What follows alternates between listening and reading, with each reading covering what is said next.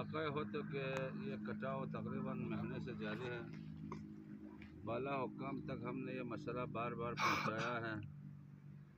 Commissioner Baltistan, D C Skardu, S C صاحبہ، سب کے تحصیلدار صاحب، سب کو ہم نے یہ ریکویسٹ کی تھی کہ اس کی زد میں صرف زمینداروں کے کھیت نہیں ہیں، ساتھ ساتھ پورے گاؤں کا گھر ہے.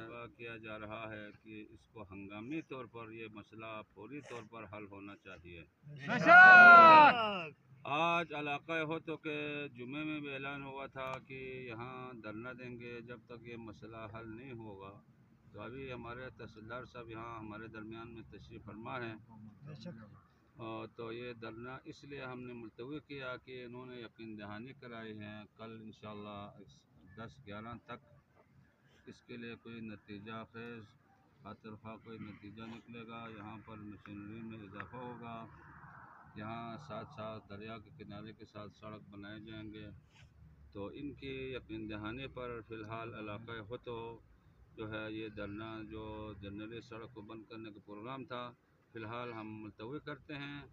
اگر کل انشاءاللہ 12 بجے تک یہ مسئلہ حل نہیں ہوتا تو ہم جتنا دن ہو جائیں، ہفتہ ہو جائیں، مرد و زن تمام جو ہے سڑک پر بیٹھیں گے.